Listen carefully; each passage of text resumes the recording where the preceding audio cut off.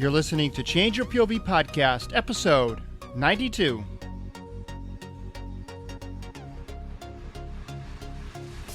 Males in our society are growing up without clear understanding of themselves and how to be men. And they continue to act like these little needy boys, stomping their feet and throwing tantrums throughout life and in their relationships. And to have a successful long-term relationship and feel like a successful man, you've got to get rid of and kill, basically, or silence that little boy.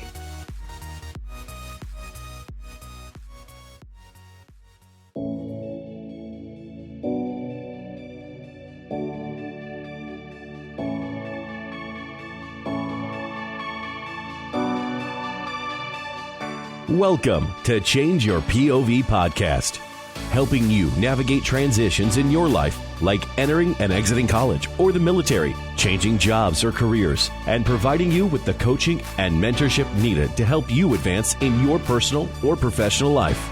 Sometimes all you need is to change your point of view. Now, here's your host, Eddie Lazary.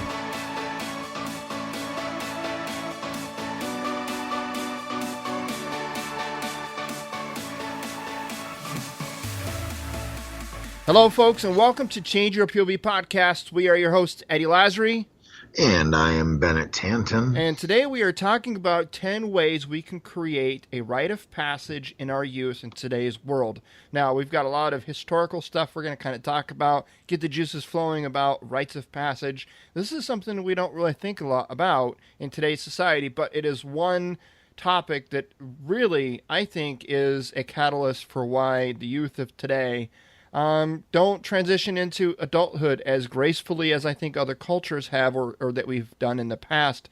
And I think that we may have gotten away from it. And I want to get into this topic and this conversation and lay out some things that we can do and at least perhaps even change your perspective about rites of passage and what they mean to you and your children and in your lives. But first, I would like to say thanks to this week's sponsor, which is audible.com. Get your free audiobook download and a free 30-day trial today by going to changeyourpov.com/free book with over 180,000 titles to choose from.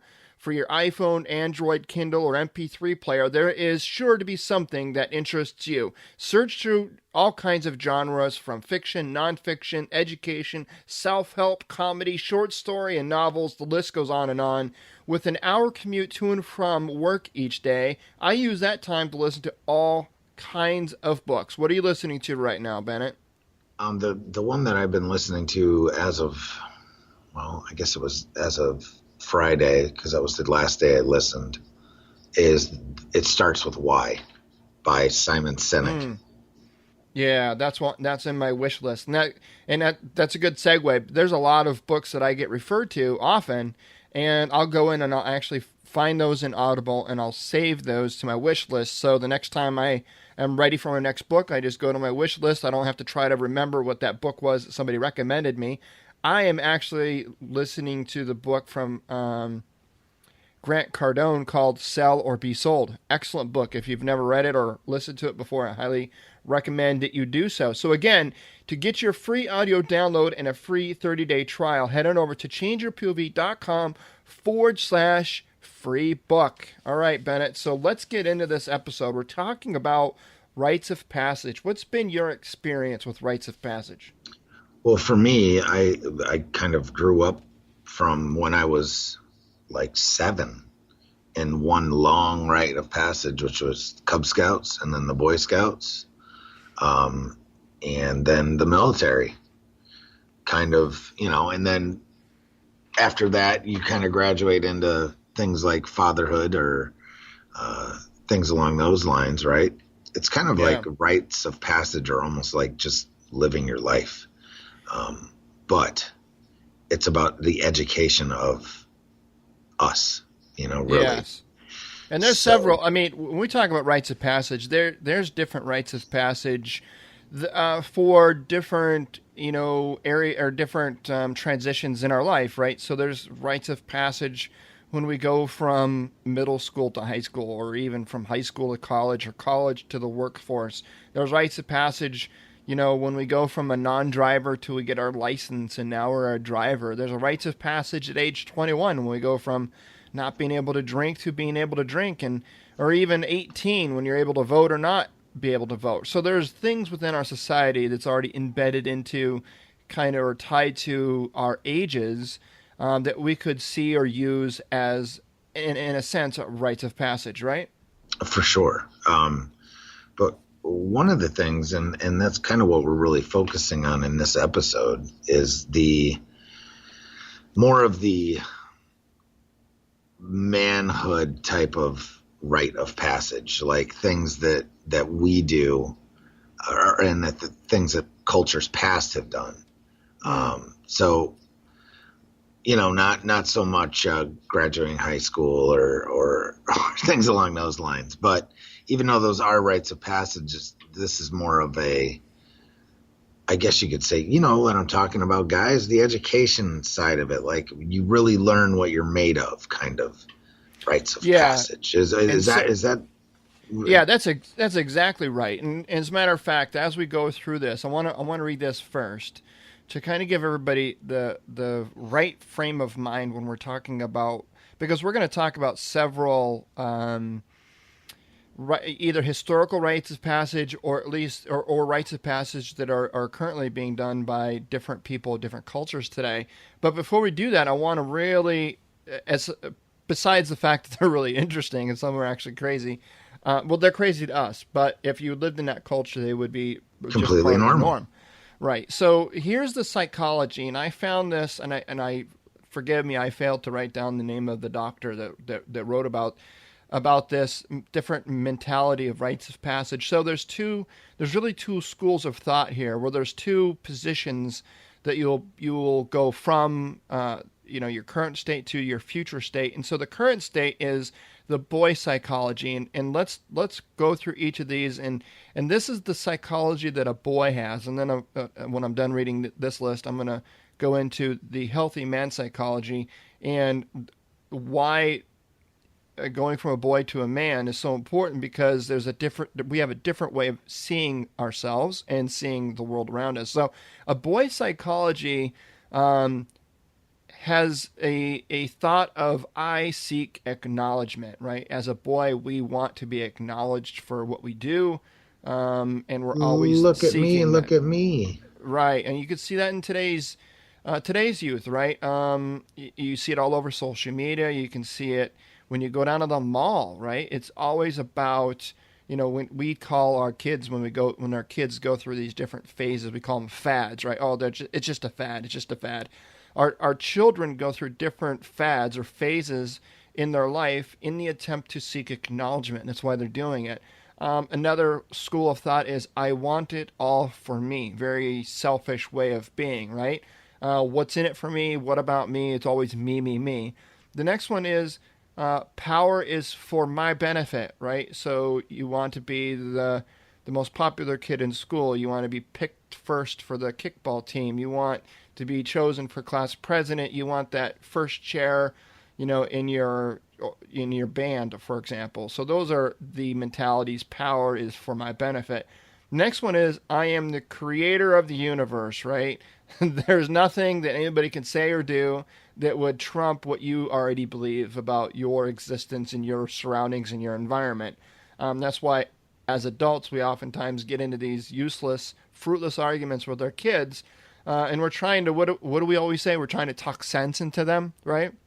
But in their perspective, in their world, they are the center of their universe. The next is, I believe I'm immortal. Now, we can watch hours and hours of YouTube videos of kids doing stupid things. Hell, we did those stupid things when we were that age too. I remember doing all kinds of really stupid things. I look back on them now and I'm like, damn, I can't believe, one, I did those things, and two, my parents allowed it, or 9 times out of 10, they didn't know about it, right? But kids believe that they're immortal. Next, I take no responsibility for my actions. Everything is somebody else's fault, and there's always a reason other than my own reason, there is a different reason why that happened, right? So if you don't get picked first for that kickball team, it's somebody else's reason. It has nothing to do with the fact that you're probably no good, right? You didn't get picked first on that basketball team. It has no bearing on the fact that you're 4'0", right? I mean, there's always some other reason why something happened, and we don't take responsibility for our own actions as a boy. And then the last one, I want a mother, right? So that's that boy psychology. Now let's transition into the healthy man psychology.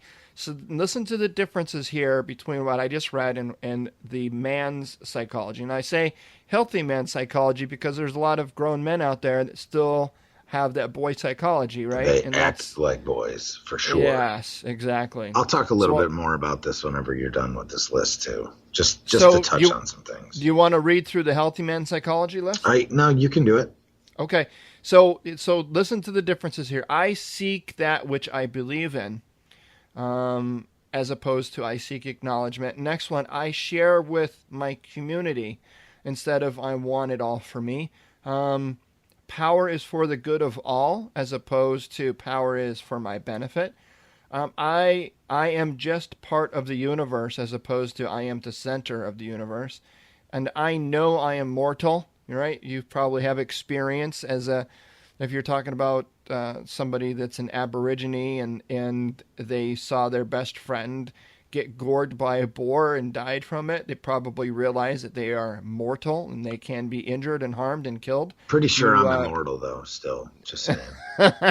You go to combat and you realize that a two-way firing range is not conducive to life. And you're definitely mortal.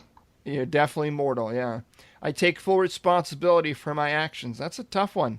But as a healthy man psychology, that's the result, right? If your children are hungry and they are doing without food and proper shelter and clothing, then as a father and as a man, that's your responsibility. And then the last one, you go from I want a mother to I want a relationship with a woman. So these rites of passage, what we're talking about today, is really transitioning that psychology from that boy psychology to that healthy man psychology. And these rites of passages can be, physical in nature. It could be mental in nature. They could be a whole host of reasons, but really the whole premise for why rites of passages even exist or have existed all these years really comes down to shifting one's mind between that boy psychology and that healthy man psychology. Yeah? Yeah. So one of the biggest problems that we run into, and I am a product of this in this day and age, and actually I think, Eddie, we'll do a whole attack episode on this concept, okay? And that's what it is. It's and we'll go over that with the audience and whatnot, and bring forth a book that's a really good resource on this whole man, basically being a man, a better man, okay? And we can do a really good attack episode on this, I'm pretty sure, but we'll talk about that later. But most of us still have this little boy that lives inside of us, who is that, and it might just be your inner voice, and you just go, shut up, dude, whenever it rears its ugly head. But most of us have this little boy that he's the one that didn't get enough love or didn't get enough attention or didn't get enough guidance, mothering, fathering, or discipline that he should have gotten. I mean, we all have seen, damn, that kid needs his ass kicked or whatever. Right.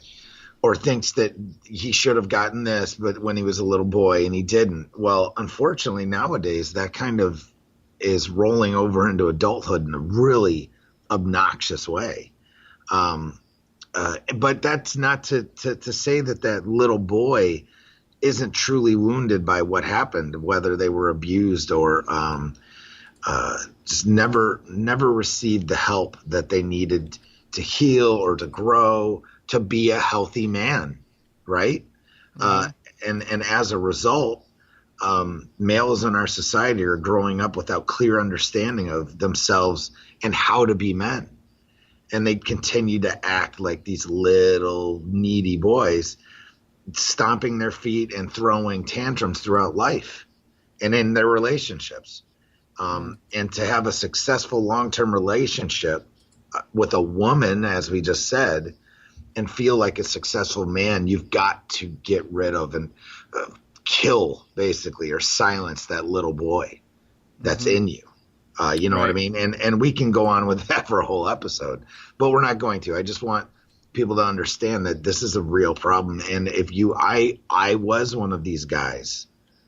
I fully admit it. My first marriage, there was some heinous stuff that she ended up doing, but a lot of this, like I look at my actions and I look at my actions in past relationships and I go, oh my God, that's what the problem was. So that's kind of what this whole growth thing is about, too, with this rites of passage, is understanding who you are and finding the right mentorship and finding the right tools to help you be a better man and go from being a boy to being a man.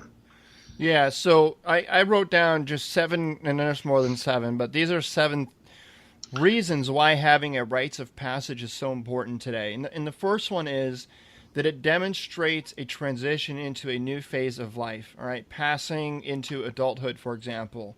It is extremely important. That line of demarcation, or that DMZ zone, or that line in the sand, whatever you want to call it, it's important to recognize where that is in our life. And some things in our life are very clear cut, like the drinking age, for example, we've already mentioned. But there's other things within our life that's not as clear cut, and they should be, I think. Well, like they are in other cultures. Right. And that's part of what we'll show later. But there's like no demarcation point. I mean, it's usually supposed to be like when you leave the nest or something along those lines, but it's gotten muddled and grayed a lot in our society. So right. And the next one is, it marks the time in one's life where you become a contributor to the collective rather than a dependent of it. And what does that mean? It means as a boy, you're dependent upon the adults for subsistence, for life, for survival, for take your pick, right? You are a dependent of that culture, of that organization, or that community. And now when you have this rites of passage, you are now seen as, instead of a dependent, you are now a contributor. Now you are going out and hunting with the other men. Now you're going out as a woman and perhaps you're gathering with the other women. Right? Now this is all very primal, what we're talking about here, but the essence is still the same, right? It marks that time in one's life where you become a contributor to the collective. For sure. Rather than a dependent of it. That's a really good way of putting it, Eddie. Yeah. I mean, I've read through these already, but yeah, that's and you know really great insight, I feel like. Contributor versus collective. And what's awesome is I didn't even read that. I made that up myself. Yeah, you're just like the man. Yeah. That's right. You're not a beautiful and unique snowflake, just remember. I know. I'm never am. Overcoming a hardship, either physically or mental, gives one the tool and experience to see through a difficult time. Let me read that again. Overcoming a hardship, whether it be physical or mental, gives one the tools needed and the experience to see through a difficult time. How many times in life, like for example, and I went to combat, right? Went to Baghdad and fought in Iraq for a year. To come back, I had a whole nother perspective whenever I was faced with a challenge or something that other people would just absolutely cave under. I could say, you know what? I fought in combat. This is easy. This is a no-brainer, right? You lose, God forbid, you lose a loved one, a child, for example, or a wife, or somebody really close to you. To go through something else in life, you think back on that moment and you say, you know, I lived through that and I'm okay today. It's really the premise of what the Spartan race is kind of built around. Is they're man-made obstacles, but they're symbolic of our internal life's obstacles, and to achieve things that we before achieving them, these are things that we would see as difficult or impossible to accomplish. And then once we do, we look back and say, oh, okay, I was able to accomplish something I didn't think I could. Now I have got the tools and experience to move forward and do something else in my life that I might think ahead of time that that's impossible, I couldn't do, but I can draw back on these prior experiences and know that I can. Does that make sense? Isn't it kind of crazy how it feels like our society just keeps getting pushed back and pushed back? Mm-hmm. Meaning, I'm not saying it was better. See, I don't want anyone to think that what we're saying is that the way shit was done in the past is better. Right. But why is it that everything that people nowadays are doing when they're like 30 were all done when they were 17 and 18, 60 years ago? Right. Do you understand what I'm saying? And it's not because life expectancy is longer. That's bullshit. Is it modern society? Is it the amount of comfort, especially now? See, and that's the thing. If you look at cultures, they haven't changed in centuries, right? But American culture, for sure, shit that guys and gals are doing in their 30s is stuff that people used to do when they were 18, 19, 20 years old. It's like everything's gotten pushed forward or backwards, whichever way you want to look at it, 30 years. And it just makes that overcoming of hardship and actual like experience is happening later in life. Well, I like think the it's average, comfort too. I think a lot of it's got to do with comfort. Oh, absolutely. Yeah, I read somewhere that the average age of when you move out of your parents' house and strike off on your own is much older today than it was even 20 or 30 years ago. Right.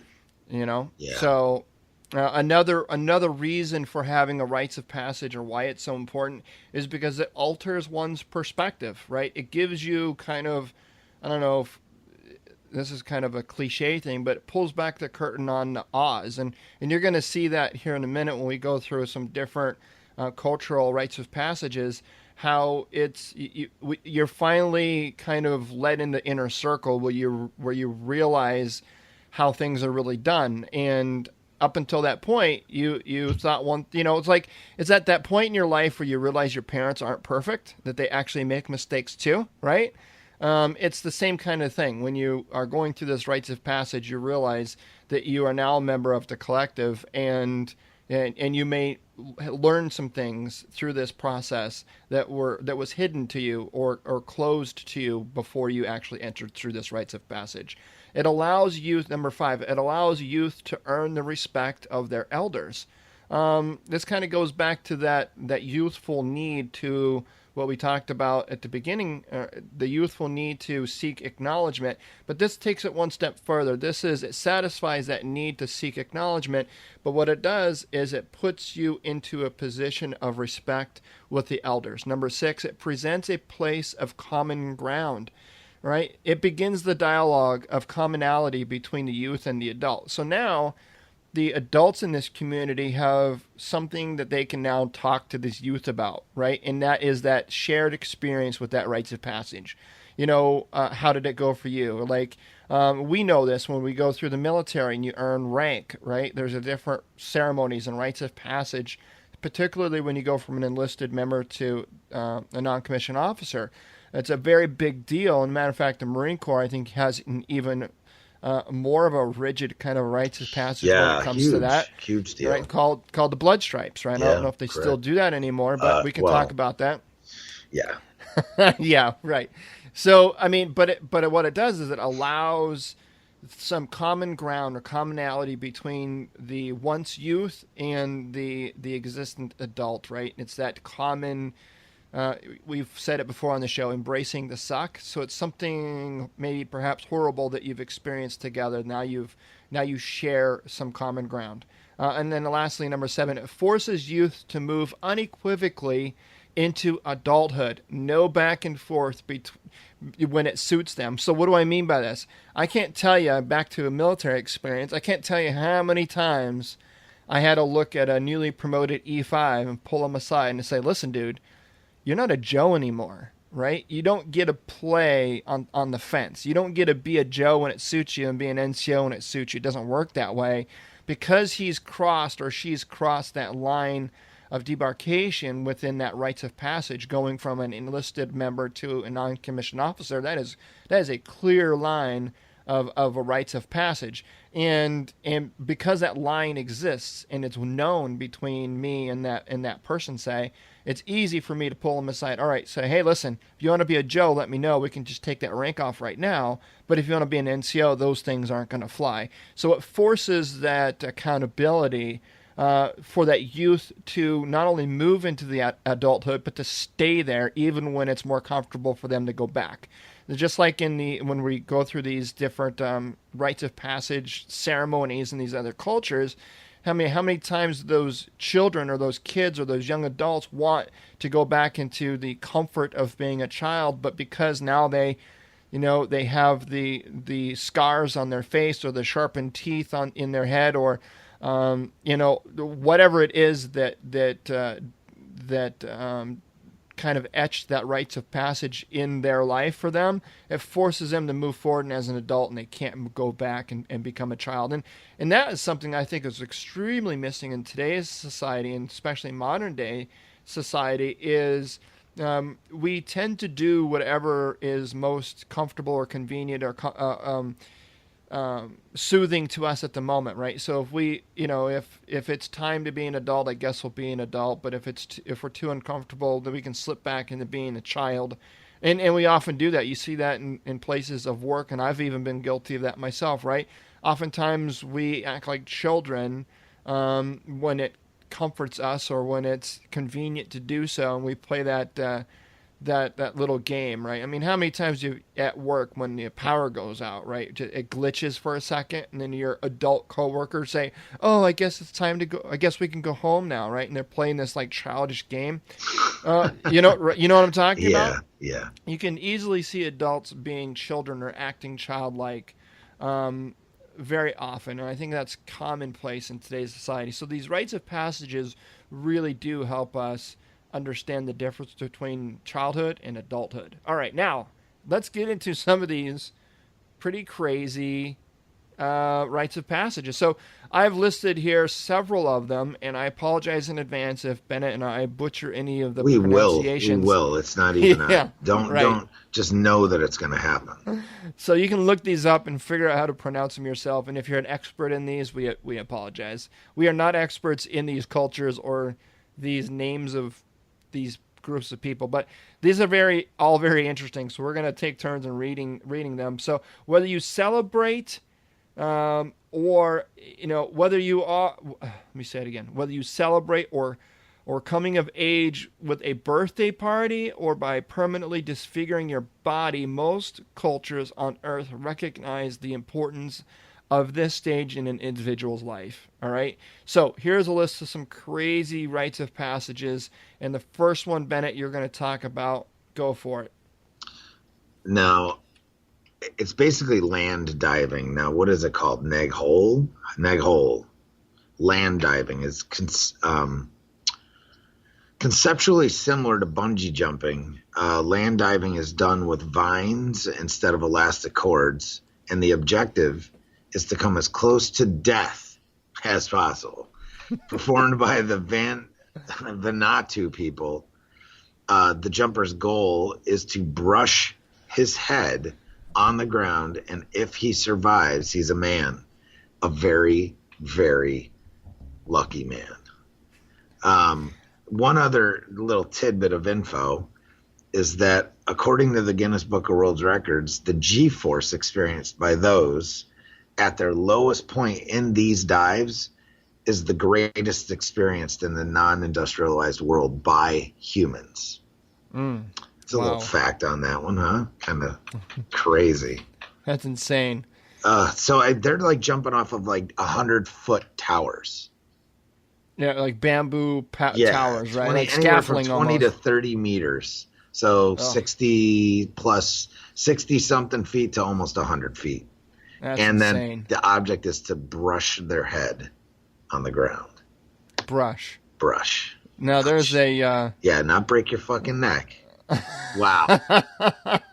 It's just crazy, man. That's crazy. All right. Like who's responsible for measuring that out, right? And because it's vines. It's not even like rope. No. It's like you got to know like what's the tensile strength of a whatever kind of vine. You know what I mean? Or That's what's the craziness. stretch of it? You know? Right. Yeah. Because And it's not. like in the Yeah. military, when you do rappelling and things like that, we can there's formulas for all that stuff. Right. So I'm not saying they don't have formulas, but wow, Yeah. Everything, humidity, the temperature, like everything plays a factor, right? yeah, So, like, I don't think these guys. They're like, right, and it's like, how many practice runs do you get right. before you, right? You get a couple, we get a dozen or so. So they literally though, if you go on YouTube, there's videos of this. So Yeah. pretty crazy. Just look up land diving. I The might one, even the put a one, link yeah, in. the one that Eddie's going to read about too is kind of crazy. There's Yeah. YouTube videos. There's YouTube videos of all these, but Yeah. check this out. So, hammer cow jumping. Ready? This rite of passage must be performed by men of the Hammer tribe in Ethiopia before they are allowed to marry. First, the young boys' closest female friends and family chant while they are whipped by men of the tribe. The scars that are left on their backs are meant to be as a testament to the pain that they were willing to endure for their initiate. And then afterwards, 4 castrated bulls are lined up side by side, and the naked boy, with all of his whip marks and everything, must run across their Bleeding. backs. Yeah, bleeding across their backs, and that's called the hammer cow jumping. Now, And voila, he's a man. there you go. Poof, you're a man. All right, so the next one is the Maasai lion hunt. Now, this is kind of famous, and a lot of people talk about how the Maasai have this ritual. The Maasai people of Tanzania and Kenya replace their warrior class every 6 to 10 years. And the next generation of warriors are then circumcised, wow, and moved into a warrior's camp where they will live until the next generation takes over. In the past, the Maasai had to stalk and kill a lion with only a spear before they were considered warriors. But today, the lions are protected under government animal legislation. Let's face it, you've been crossed into manhood when the government has to stop you from killing too many lions. That's insane. So I guess what they're saying is it doesn't exist anymore per se, but they used to have to go out and kill a lion.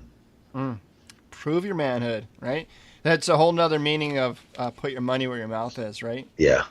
So the next one is the vision quest, similar to the Aborigine practice of sending young men to fend for themselves in the wilderness, although not nearly as involved. Many Native American tribes would send their young men off into the wild for several days during a period of intense fasting in order to find direction for their lives and becoming adults.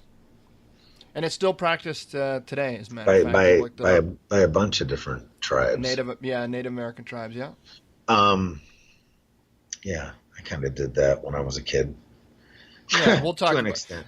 Yeah. But the Ogiek roar, after being ceremonially circumcised, there's a whole lot of circumcision going on here like I can remember being circumcised. You know what I mean? Yeah, it's not a right. baby. We're talking about later in life.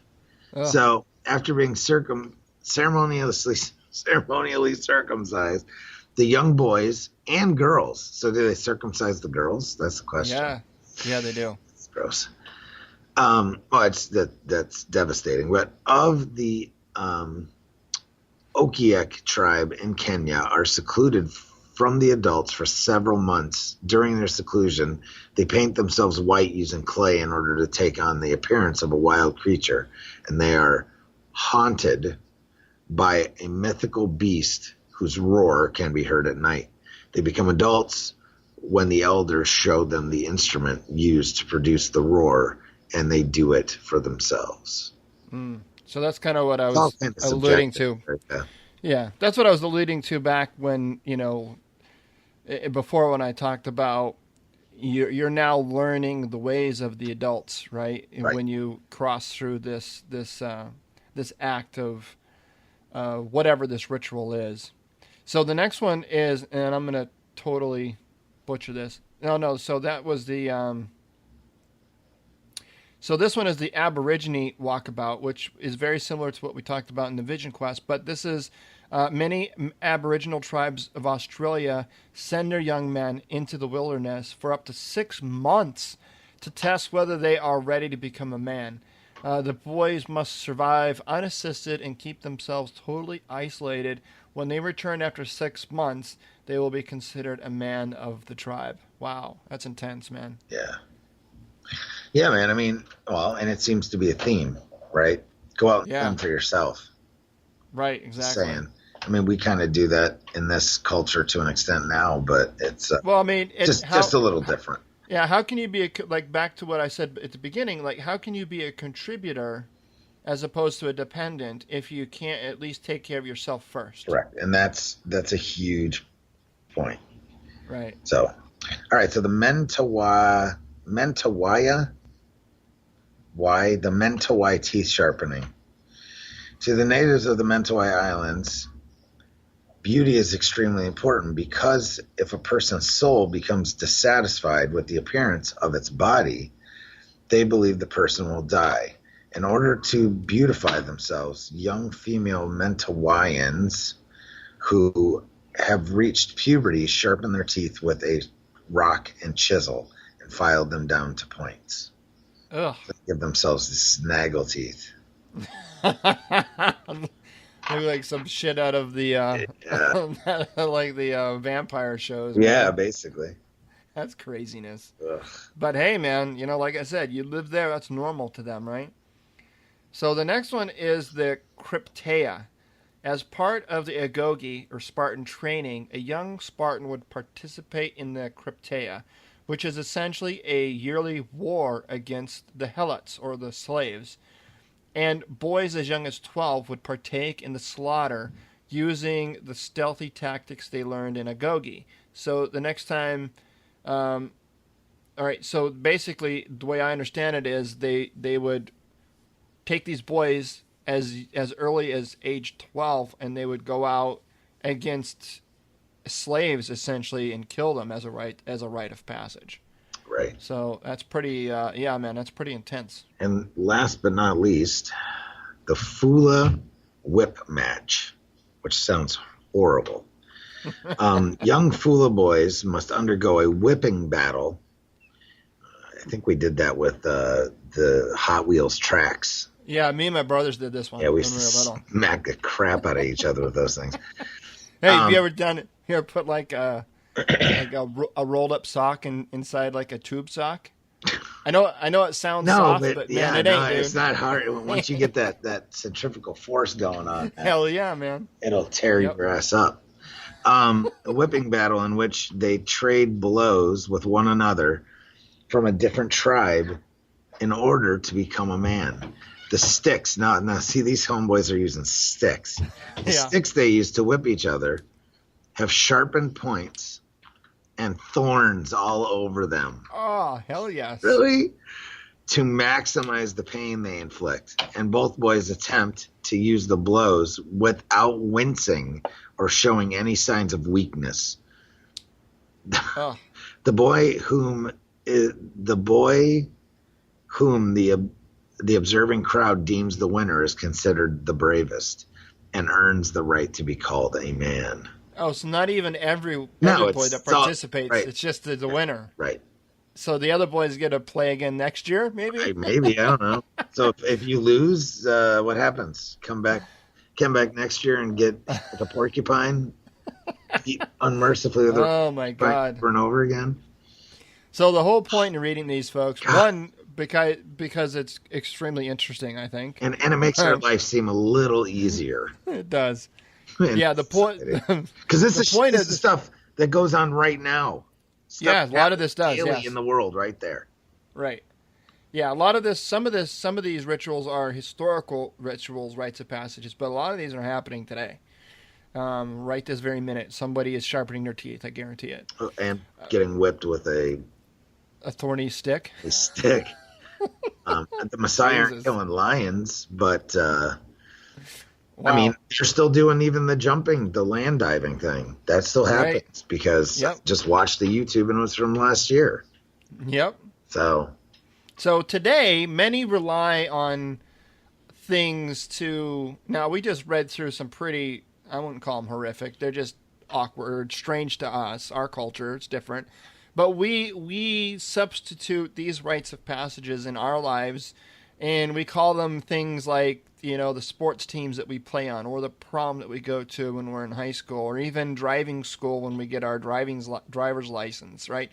So this role of this rites of passage is now this is what we would call them, right? So I don't know about you. I guess perhaps maybe playing a sport in school or going to the prom and getting your license is considered to some degree a rite of passage. It doesn't, in my mind, doesn't serve the purpose of what the true rite of passage is trying to do, right? yeah, I mean, what are we actually learning? I mean, of course, sports, we know sports, especially in schools, will help direct, especially if you have good coaches. And it's not the Right. sport, it's the coach. Yeah, it's the lessons learned, right? Lesson learned really can help guide people to be better men and people in general. Right. Lessons learned. So I guess we have that. I guess if you really look at like single one-on-one type things, I guess like a wrestling match and like a high school wrestling match is just kind of like the equivalent of a whip match, just different. You know what I mean? But but it's just a different competitive type of I am tougher than you. Right. There's a million different things that we can name from our society that do the exact same thing, less bloody probably, but you never know. I mean, think of like gang initiations and stuff that we've heard of, or think about the military. Mm-hmm. I mean, some of the dumb stuff that we do in the military, it's not really dumb, but some of the hazing, some of the other things, it's all kind of goes hand in hand here. Right. So now we get into the kind of the root of it, or the heart of the matter, and I know we're almost out of time, but this is perfect timing. We've developed 10, now there's more than 10 out there, but these are 10 ways that you can create a rite of passage in your youth, or for your youth in today's world. Now, these 10 are not in any particular order, and some of these are going to be for a younger youth rite of passage, and some are going to be obviously for an older youth rite of passage. But let's just go through these and talk about them briefly. And these are just like guidelines. They're actually examples, really. Yeah, they're examples. Now, remember, the whole point of a rite of passage is to do what we've been talking about all along. It's to go from that boy psychology into a healthy man psychology, or from a girl psychology into a woman, right, a psychology. Now, the need and the differences between a man and a woman may be different, but the whole idea and the premise is still the same. So, number one, travel to a distant place alone across the country, or to a different country. Now, to a different country. So, I read today that the Europeans already kind of have something like this. It's like the year off. They take a year off between graduating high school and going off to university, and they use this year as they go and they see the world. They travel. It's almost a rite of passage or a coming of age activity that the Europeans do. I don't really know of many. That's really not the culture here in the United States. The culture here is as soon as you graduate high school, you're off to college, right? That's kind of like the thing. Or you graduate high school and you're off to the workforce, or you're off to the military. But I don't see a whole lot of people in the U.S. taking a year off for this rite of passage. Or it's like the kind of like what the Amish do. What is it called?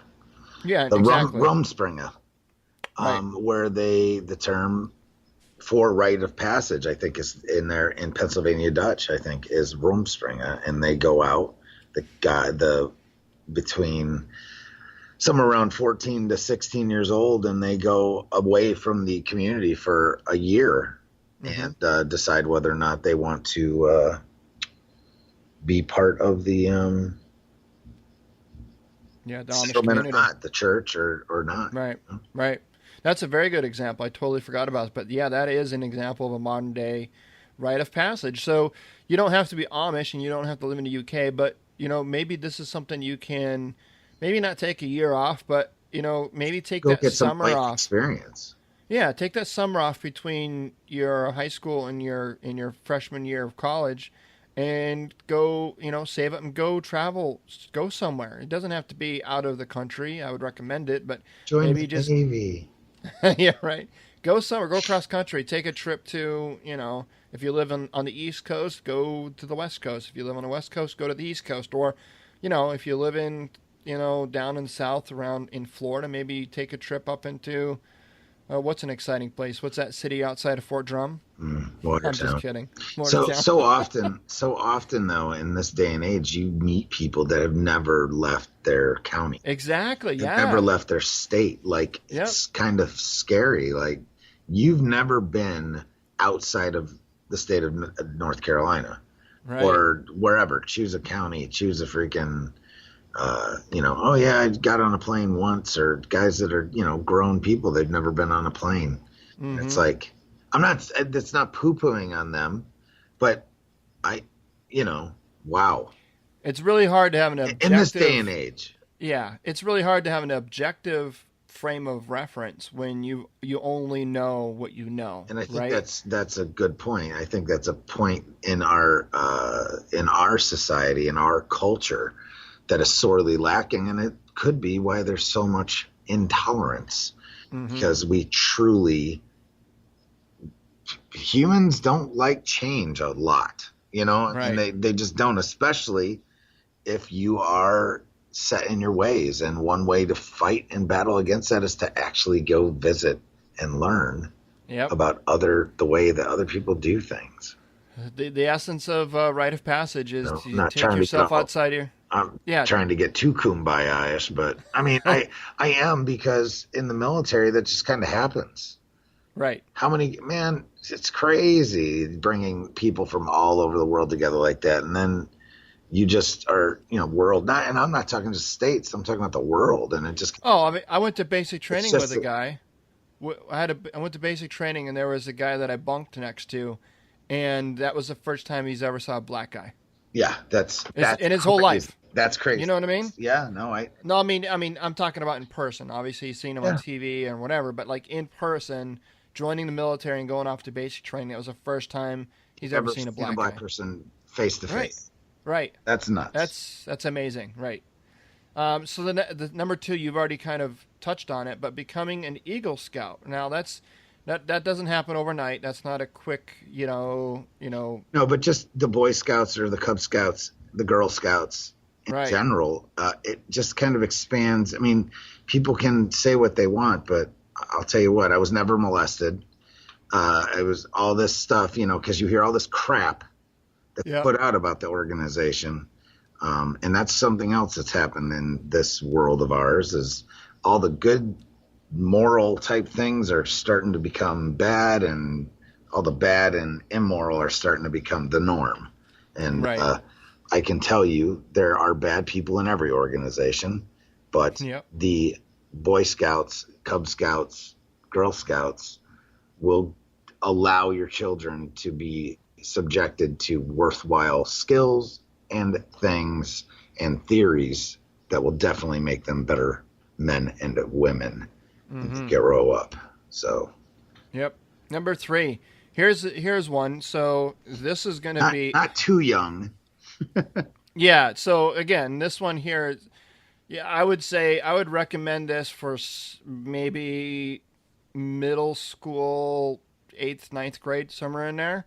Well, but you know what? Do it in nowadays. Unfortunately, you would probably need to do it with like a buddy team. Yes. But the whole point of this is, 1, to teach your child something, but 2, it's to teach you as an adult something about letting go a little bit, right? Yes, sir. So number 3. Now, if any of these that we mentioned make you cringe a little bit, then it means you're on to something. It means it's probably something you should try, all right?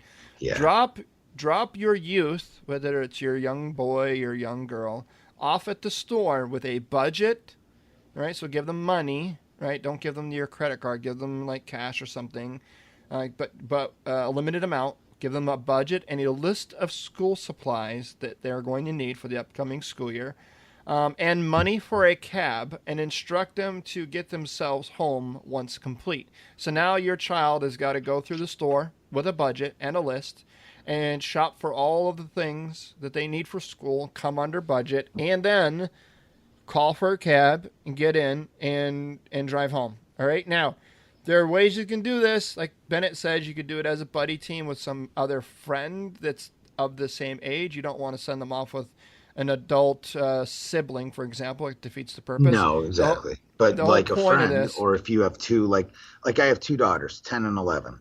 I would never even send them by themselves now, but in 2 or 3 years, yeah, sure. If they're old enough to drive a car, they're old enough to do this. Right. And this is something. Yeah. This is something that, as a parent, I would easily do this and shadow the individual from a distance. If you're the kind of parent that just gets a little EBGBs about even thinking about doing something like this, then don't tell your child you're going to do it. Just do this. Let them think they're on their own, and you can shadow them. Wait for them when they get out of the store. Get your ninja on. Yeah, get your ninja on. Follow the cab home, or you know what I mean. There's ways to get around this if you're feeling uncomfortable about it. I mean, we drop, but I think that uncomfort might be beneficial for you as well. Yeah, because what it's going to do for the child, it's not only going to give them a sense of a rite of passage, but it's going to build some self-confidence in your youth that they are going to then draw on for the rest of their life. That's just the reality. If they're catered to their entire life and they've never had to do something difficult or hard, then when they finally are faced with something that's difficult and hard, they're just going to crumble, right? Yo. Sign up for a Spartan race and execute it. Now, this is one that me and my daughter did for the first time last year. And at first, she didn't want to do it. She's like, I'm not old enough. There's a bunch of adults. They're going to. I'm like, just you're doing it. And we did it. And she kind of went kicking and screaming on the first one we did in Killington, Vermont. But after that, and she realized she could actually complete it. Now, we completed it. It took a long time, and there was some tears, and there was some blood drawn, and all that fun stuff. But by the time we got to the end, there was just a sense of accomplishment, and we signed up and did another Spartan race that year, and we're going to do another one this year. So that's an easy way, a quick weekend rite of passage that you can present to your youth. It's extremely beneficial. Number 5, camping alone in the wilderness for 4 or 5 days. And again, like I said, this is something that's still being practiced by Native Americans, and a lot of organizations like the Boy Scouts may do something like this, right? I'm pretty sure there's at some point in getting your Eagle Scout, you've got to be in the wilderness for some period of time alone, and right, Bennett? I'm not sure. I was never in the Boy Scouts. Well, yeah. Well, I mean, not really like, but yeah, there's some feral. What'd you do to your mic? Exactly. I didn't do anything. For some reason, you're coming through like that too, man. Am I really? No, there we go. Oh, there you go. What'd you do?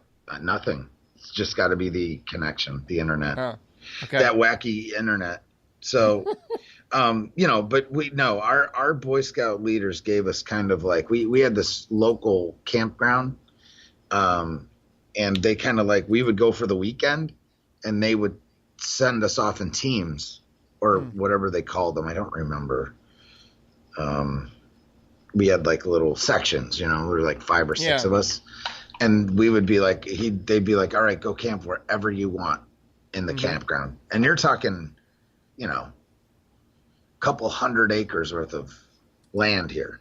And you're talking trees, there's lake, there's, stuff like that. And we always, so we were kind of feral, little Lord of the Fly-ish, Lord of the Flies-ish.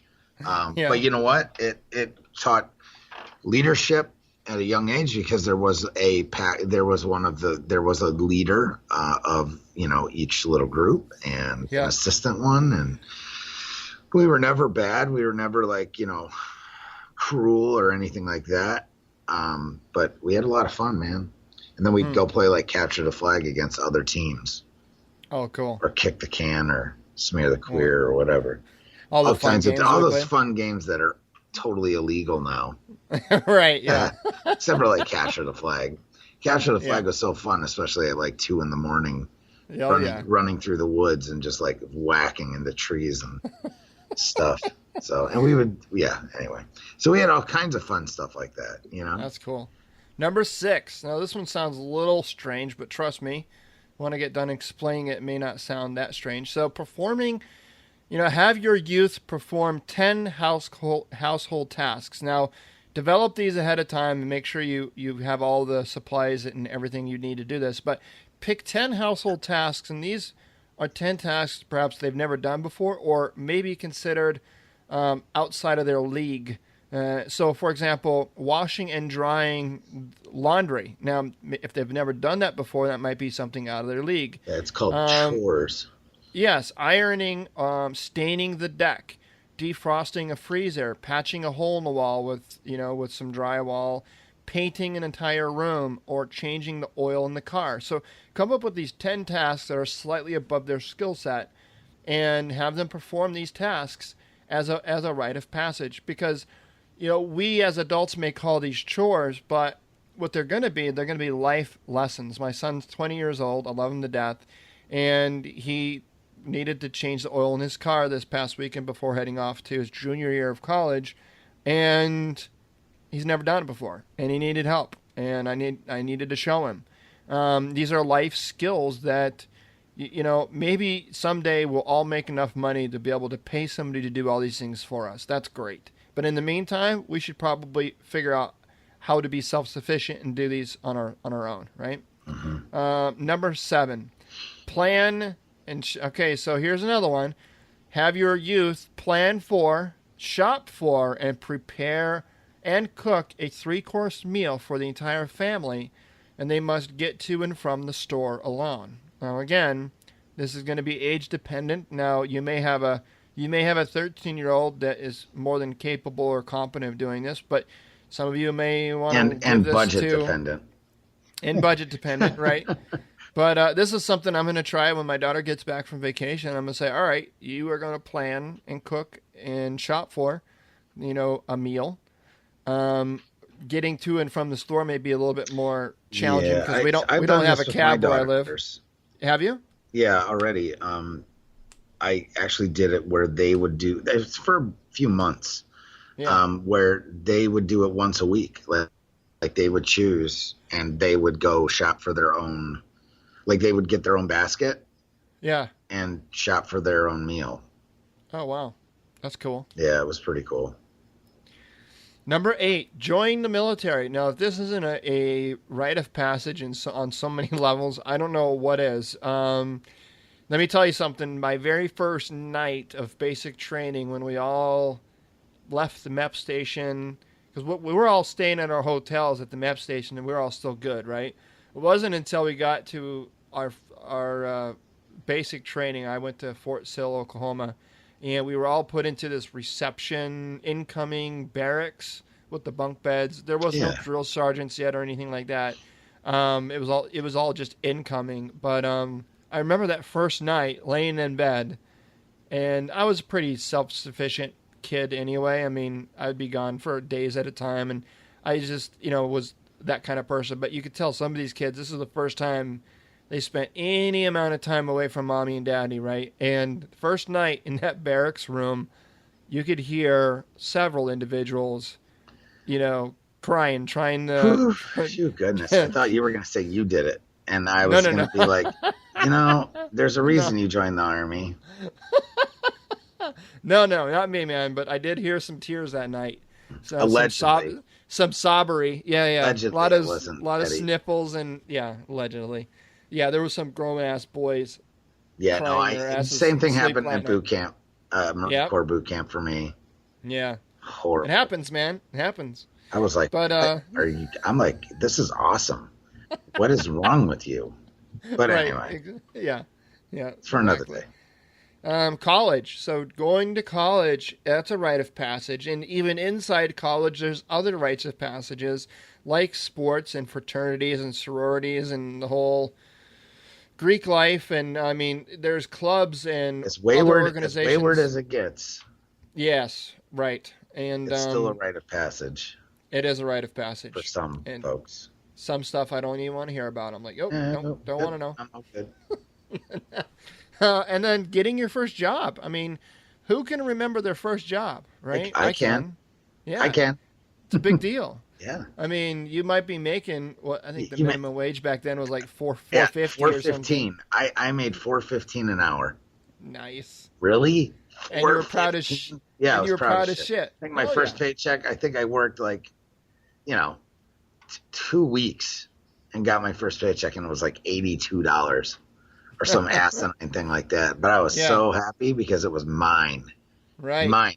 Now, I was a kid that had paper routes when I was, you know what I mean, growing Oh, up. me too. See, Me too, unfortunately, now our kids don't get that. I know. Right. Because all the paper routes are being done by adults now. Right. What's up with that? Very rarely. You don't. Those days are dead, man. Yep. And what was really cool is when I had my first job, it was paper routes and other things. My mom took me to the bank, and she opened up a joint account. It was just a side account attached to hers, but it was in my name. She opened up my own account, and it was a checking account. And I got my own checkbook, and she taught me how to balance my checkbook. And anytime I needed to go to the store and buy something, I had to write a check. And of course, nowadays we've gotten away from checks, but that was I even learned to do that in school. Oh, see, I didn't learn it in school. I learned it from my mom. So it's weird how some schools will do this, some schools will do that. I sure know they don't do it now. Oh, hell no. Now it's like, all right, so step 1, kids, ask your parents for their credit card. Step 2, go to the store and max it out, right? Right. So there's a... At least that's how it feels. Yeah, that's how it feels. There is a good book that I'm going to put in the show notes page. It's called Crossroads, The Quest for Contemporary Rites of Passage. I have not read this book personally. I've ordered it. I'm going to read it. But this is one that everywhere I've gone to look for the research of this episode, people are always referring back to this book as a great reference in a guide. So that pretty much brings us to the end of this episode. I hope you enjoyed this week's rendition of our attack episode. And again, attack stands for actionable tips, tricks, and coachable knowledge. And this show was brought to you again by audible.com. And if you want to get your free audio download and your free 30-day trial, just head on over to changeyourpov.com/episode 92. You can find all the show notes for this episode. I'm sorry. Did I fuck that up? I did. I totally butchered that shit. Stop swearing. Let me say that again. So if you want to pick up this book, I'll have the links to the show notes page of this episode. And this episode is brought to you by audible.com. So you can head on over to changeyourpov.com/free book for your free audio download and free 30-day trial. And you can find all the show notes for this episode by heading over to changeyourpov.com/episode 92. Never miss an episode. Hit subscribe on your podcast player of choice. We have a lot more great content headed your way. And hey, come be part of our community at Change Your POV Squad. Let us know what you think of the show. Let us know what you think of this episode. And what's your thoughts on Rites of Passage today? Do you have something that maybe you did when you were growing up, or perhaps something you had your son or your daughter do as they were getting older? I would love to hear your ideas on Rites of Passage, because I personally feel that this is a lost art in today's society, and I think if we were to go back to doing something related to Rites of Passage in our youth today, they would have less time on their hands doing things, because they're going to create their own Rites of Passage, whether it's tag a bridge, whether it's, knock out a window in a car, whether it's, they're going to do they're going to find their own way to create or develop their own Rites of Passage. We might as well, as adults and as parents, be involved with that and help guide them and make the right decisions. Final thoughts, Bennett. I really just think that people need to think, especially about, I just think people need to think, really. Good job. Very profound. People need to really focus on their what they're teaching their children, and look at things in an experience type of way, instead of buying them the newest gadget, trick, or whatever game. buy them some experiences. Take them to the zoo, take them hiking in a park, take them to state parks and to museums and things like that. Trust me, even if they fight it and they don't want to go, they'll probably they'll remember those things. Trust me. Right. I deal with this with my kids all the time. No, we don't want to go look at the dinosaurs at the museum. But when they get there, wow, they're like so ridiculously into it. You know what I mean? So just give your kids experiences, because they're not going to get it by watching YouTube and sitting in front of a computer playing games. Right. You don't get experience unless you go out and get experience. You're doing a disservice for your kids and yourself. In this day and age where it's so competitive to do anything, do the things that will make you stand out. Do the things that give you the skills and experience to go succeed in something. If you want to write a book, learn how to write. You can't just say, I want to write a book.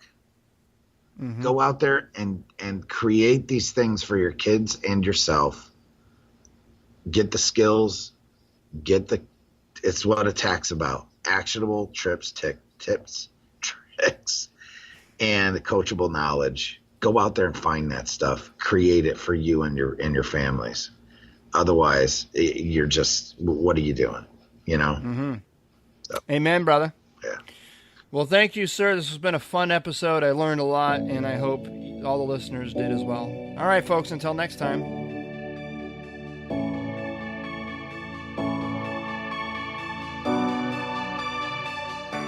Thanks for listening to Change Your POV podcast with Eddie Lazary. Check out more content by going to changeyourpov.com. And remember, your ability and willingness to change your point of view will open doors of opportunity.